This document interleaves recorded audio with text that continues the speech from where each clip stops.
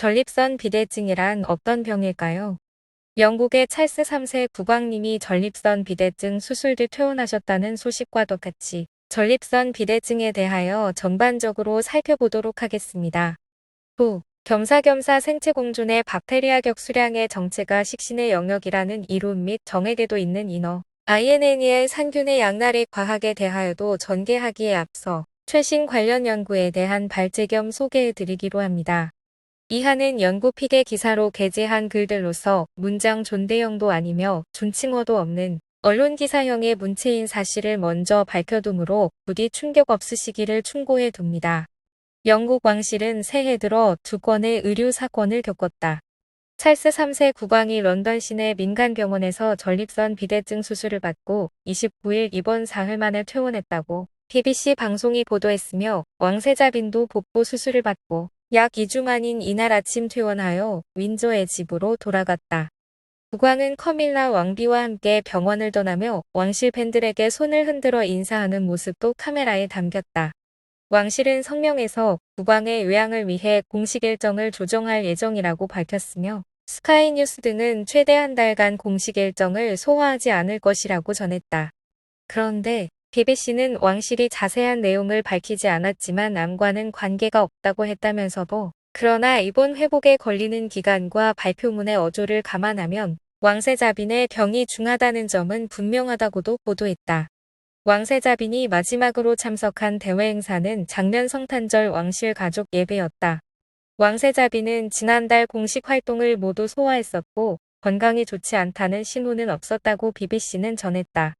암도 아님에도 3개월의 요양이 필요하다는 왕세자빈에 대하여는 왕실이 더 이상 어떤 발표도 않고 있으므로 그렇다면 일단 두고 BBC가 전하건대 국왕의 수술 계획이 알려진 뒤 국민보건서비스 NHS 웹사이트에서 전립선 비대증 검색이 크게 늘었고 국왕은 자신이 공중보건인식에 긍정적 영향을 준 것을 알고 기뻐했다고 보도한 것 등에 따라 이하 전립선 비대증에 대하여 공중보건 차원에서 살펴보고 참고할 사항들 또한 추가로 기재해 두기로 합니다. 전립선 비대증의 원인은 아직 명확하게 밝혀지지 않았고 여러 가지 복합적인 요인이 작용하는 것으로 알려져 있으며 현재까지 유의미한 발병 요인들로는 고환의 노화설부터 남성 호르몬 의존 기관인 만큼 그 성장과 기능을 유지하기 위한 충족량이 지속적으로 공급될 수 있는 조건의 방해 등이 1차적 요인들로 꼽힌다. 단, 거세로 인해 남성 호르몬이 생성되지 않으면 전립선은 위축된다.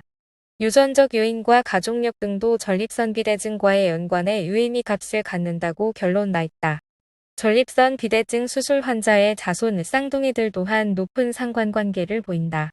그러나 교육 정도, 신체 활동, 비만, 흡연, 음주 등 다른 요인들에 대한 논란도 같은 비중으로 끊임없이 지속되고 있다. 전립선 비대증으로 인한 배뇨 증상을 통틀어 하부요로 증상이라고 하는데 전립선이 비대해져 즉 부어올라 방광을 누를 뿐 아니라 요도의 배수를 막아 배뇨 자체를 방해하는 것부터 그로 인한 다양한 합병증까지를 유발한다. 이하는 먼저 전립선 비대증의 증상과 명칭들이다. 1. 소변이 자주 마려운 증상 빈뇨. 2. 뜸을 들여야 소변이 나오는 증상 지연뇨, 요주죠. 3.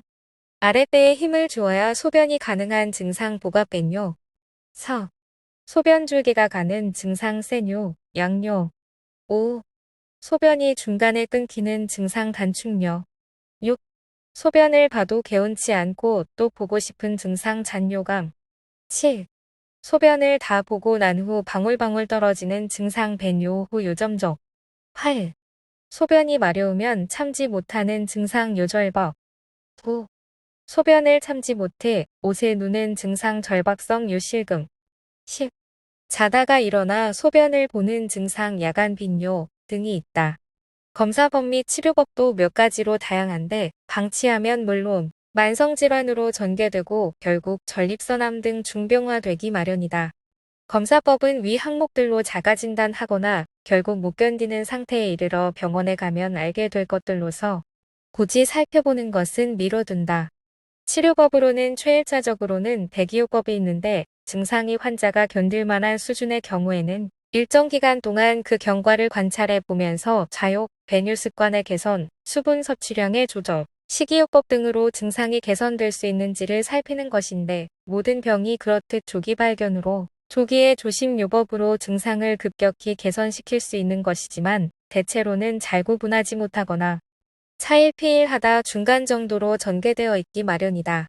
약물 처방, 생약 처방, 수술 치료 방법 등이 있는데 경유도 전립선 절제술, 레이저 치료 등 의료과적 치료 방법이 없지는 않다. 그런데 이 병이 외과적 차원의 수술로 전립선 자체를 조절하여 증상을 개선한다는 차원의 병으로 그치는 것만이 아닌 만큼 추가적인 관심과 조심 요법이 요구되어 굳이 기재해 두는 것이다. 빠른 진단과 신속한 치료를 필요로 하는 질병은 아니지만 장기간 지속되면 삶의 질에도 영향을 크게 미친다. 전립선 비대증이 모두 악화되는 것은 아닌 일시적 증상으로서의 비대 현상도 있지만 모든 경우가 저절로 호전되는 병증은 아니라는 것이다. 더더구나 모든 남성의 노화로 인하여뿐 아니라 병이 대부분 시간이 경과하면 점차적으로 전립선의 크기가 커지는 방향으로 전개된다는 것이다. 본래 전립선 비대 증상은 나이에 따라 진행되는 질환이므로 어떤 요인으로든 비대증으로 전개된 상태에서는 대체로 약물 치료를 통해서도 완전히 멈추게 할 수는 없는 것인데 병이 경과되면 될수록 점차 요류의 감소, 잔뇨량의 증가, 증상의 악화 등으로 진행된다. 특히 전립선 특이항원시 수치가 높거나 전립선 크기가 본래 큰 경우에는 향후 급성 유폐 발생이나 수술적 치료를 받아야 할 가능성이 더 높은 것으로도 알려져 있다. 실상 대부분의 일반적인 경우는 유전적 요인 외 그 진행의 전개를 가속화시키는 요인으로 과도한 음주 외 특히 흥미로운 대목은 오히려 감기약 등의 복용이다. 정액 박테리아 등 관련 기사도 참고할 만하여 더 아래에서 소개합니다. 또한 장시간의 운전, 추운 날씨, 심한 스트레스 등에 의해서도 증상이 악화된다. 남성 호르몬이 감소하면 정자의 생성이나 그 숫자에도 급격한 영향을 미치고 그로 인하여 전립선은 비대하게 되는 것이 본래의 메커니즘이다. 그렇다고 흡사 여성의 갱년기, 폐경기 치료와 같이 남성 호르몬을 강제로 증가시킨다는 처방이 치료 방법으로 권유되고 있지는 않다는 것이다. 그보다는 예방 방법이 더 권장된다. 규칙적인 생활과 충분한 휴식을 취하고 너무 오래 앉아있는 것은 피하고 하부에 지나치게 과열되는 것도 바람직하지 않다. 신체 공존 미생물질의 열대 칵테일식 복합 과열은 항상 풍요박만한 편으로의 이른 노화로 전개되기 쉽다. 건전하고 적절한 성생활과 규칙적 운동이 전립선 비대증 예방에 도움이 된다는 것이 정설이다. 육류와 지방 및 칼로리는 제한하는 것이 좋고 저녁 식사 후에는 가급적 수분 섭취를 줄이는 것이 예방에 좋으며 전립선 비대증 환자의 경우는 두뇌 활동에 도움이 좀 더 될 만큼만의 탄수화물, 섬유질, 채소, 과일, 생선 등의 섭취를 늘리는 것이 바람직하다. 된장이나 두부 등 콩 함유 음식도 전립선 비대증에 좋은 음식이며 자극성이 강한 음식이나 음료의 섭취를 피하고 커피도 가급적 마시지 않는 것이 좋다. 대체로 육류의 섭취량은 줄이는 것이 더더욱 바람직하다. 기초적으로도 내장 지방의 양은 전립선 비대 증상을 악화시킬 뿐 아니라 그 자체로도 증상을 배가하여 악화시키는 때문이다. 피로는 전립선 비대증 악화의 큰 적이며 감기약 복용도 비뇨기과 주치의와 상의가 요구될 정도인 것이다. 그럼 지금부터는 남성 정액과 그곳 박테리아에 대하여도 살펴보도록 합니다. 남성의 정액도 독자적인 미생물 집단이 생존하고 있으며 그 가운데는 생식 기능에 영향을 미치는 박테리아들이 있다는 연구 결과가 나왔다. 미국 로스앤젤레스 캘리포니아 대학의대의 비뇨기과 남성의학 연구실의 바딘 오사드치 박사 연구팀이 성인 남성 73명의 정자를 분석한 결과 이 같은 사실이 밝혀졌다고 헬스데이 뉴스가 24일 보도했다. 이들 중 27명은 정자의 운동성 모틸리티에 문제가 있었고 20명은 정액 속 정자의 농도가 비정상이었다는 것이다. 나머지의 26명은 생식 기능이 정상이었다. 정낭에서 분비되는 알칼리성 용액과 전립선에서 점액질이 분비되면서 생성된 정자들과 정액을 이루는데 그 속에도 서식하는 락토바실루스 인어균이 정자에서 염증을 유발하여 정자의 운동성을 손상하는 것으로 나타났다고 주장한 것이다. 정자의 운동성이 비정상인 27명은 정자의 운동성이 정상인 46명보다 이 세균의 수가 현저히 많았다는 주장이다. 이 세균은 앞서 여성의 질에 사는 미생물의 집단에서도 발견됐는데 여성의 생식 기능에 영향을 미친다는 선행 연구 결과도 있었다.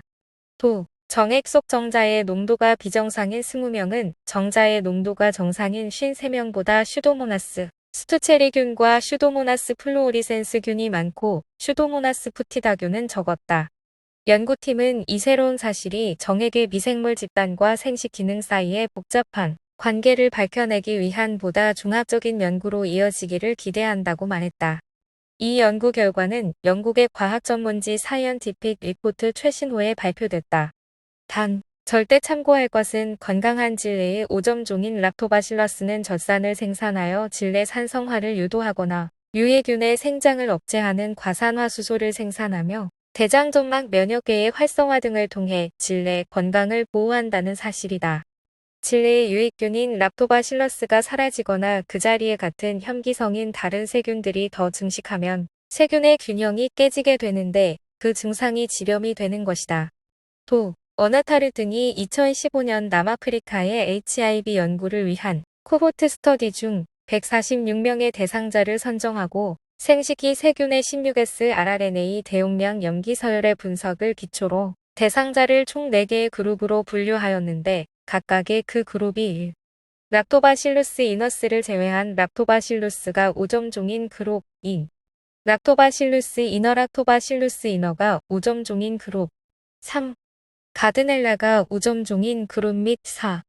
다양한 세균들을 보유한 그룹으로 나뉘며 다양한 세균들을 보유한 그룹은 그 대상자가 모두 프레보텔라를 보유하는 것으로 나타났다.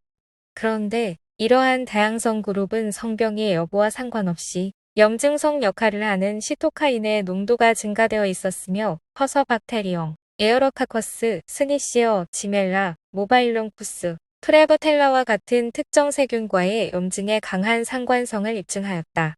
특히 프레보텔라의 경우는 적은 양의 세균으로도 충분히 시토카인 분비를 유도하는 것으로 나타났다. 즉슨 면역체계 및 염증 발생에 있어 섬유질 섭취의 지표종 의혹으로 유익산 양날의 과학이 또한 입증된 것이라는 뜻이다. 따라서 특정 질병의 유무에 따른 질 내 균총의 변화를 보고하는 기존의 연구에서 더 나아가 질 내의 염증이 여성의 성생활 여부, 호르몬 투여, 성병과도 별개로서 생식기 균종과의 직접적 관련 사실도 뒷받침된다는 것이다. 한국미생물학회 발간 관련 연구서 등도 참고 바란다. 실상, 박테리아는 모네락의 킹덤에 속하는 세균역의 생물로 지구 환경 어디에서나 살고 있는 매우 작고 가장 많이 번성한 생명체다. 막성의 세포소기관이 존재하지 않는 대부분의 원핵 생물을 포함하는 단세포 생물에 대한 분류다. 생물을 구분짓는 특징 가운데 하나는 외부 도움 없이 자신이 가진 효소를 이용 핵산을 전사, 번역할 수 있는가 하는 것인데 바이러스는 숙주의 세포를 감염시키지 않은 상태에서는 일체의 생명 활동이 불가능하며 생물과 무생물의 특징을 모두 갖는 반생물 혹은 대체로 생물임이 부정된다. 활동 생존이라는 기간도 대체로 7일에서 14일이 대부분이다. 일반적으로 세균은 알려진 가장 단순한 형태의 생물로서 세포 분열로 번식한다. 박테리아는 땅, 물, 공기와 같은 외부 환경뿐 아닌 사람의 장이나 위 등 다른 생물체의 안에서 기생하고 발효나 부패를 일으키고 병원체가 되기도 한다. 아주 작은 단세포 생물이다. 이들은 실상 가장 간단한 식물이다. 엽록소가 없기 때문에 탄소 동화작용을 못하므로 용해된 유기물을 섭취한다. 박테리아의 크기는 0.5마이크로미터에서 0.5mm까지 다양한 크기로 존재하며 식물세포나 곰팡이 등 세포와 마찬가지로 세포벽을 갖고 있으나 셀룰로즈가 아닌 펩티도글리칸이 주성분인 점이 다르다. 참고로 알파 프로테오박테리아강의 클라미디아와 리케차목 세균들은 바이러스처럼 숙주세포나 세균 배양 접시 밖에서는 생존할 수 없는 의존적 형태를 띠는데 그럼에도 이들은 바이러스와는 달리 중간체 정도로 취급되어 생물로 분류된다. 본격적 연구를 희망하는 사람들은 미생물학자 칼 오즈 등이 1990년 모든 생물 분류 단계의 최상위인 여권, 도메인을 제안하고 그것을 진핵생물, 세균, 고균의 세 분류로 나누었다는 사실 또한 참고할 것을 추천한다. 바이러스, 박테리아 혹은 세균 등이 어떤 것이 가장 병원성의 발병 및 치사율과 더 밀접한 연관이 있느냐고 질문한다면 실상 단답으로 대답하기는 힘들다.